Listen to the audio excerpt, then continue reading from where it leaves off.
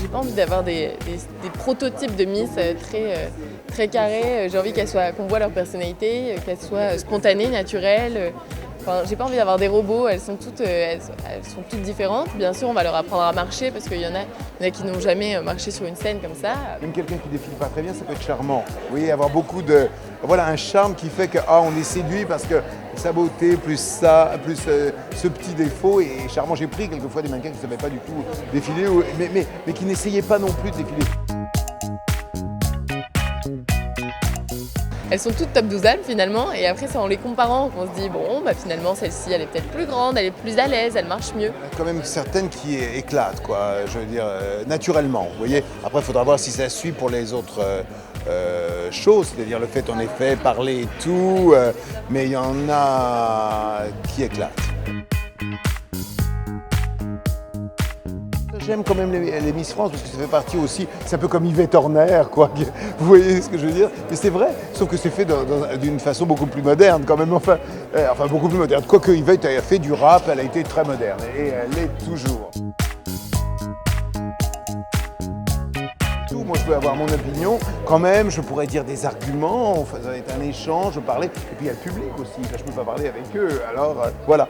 Donc si vous voulez, le principal, et puis rien ne m'empêche, si admettons il y en a une qui n'est pas élue et que je trouve très bien et tout, de la prendre pour mon défilé et puis de la faire défiler, je l'ai déjà fait. Hein. Ah bah ceci dit, dans les Miss France, il y a eu Chloé Morteau évidemment que j'ai prise et tout, et une que j'avais trouvée sublissime et tout, que j'adorerais, que j'aurais voulu la voir mais que je n'ai pas possible, je vais vous dire pourquoi, c'était Maïve, comment ça s'appelle Mariva Garanteur. Mariva, voilà. Mariva Garanteur, qui elle était absolument sublime, élégante et tout, classe, tout.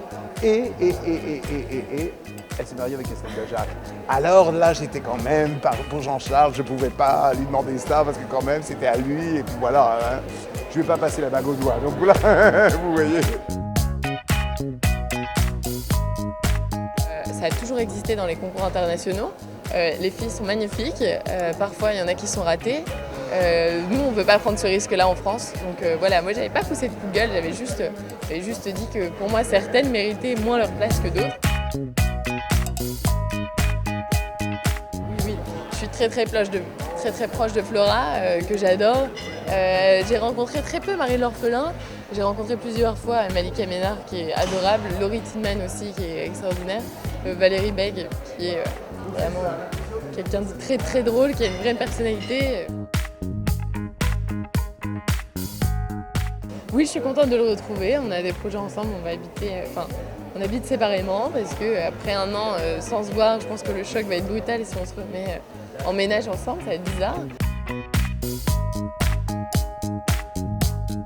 C'est continuer mes études, avoir mon diplôme et pourquoi pas créer mon entreprise dans le Nord.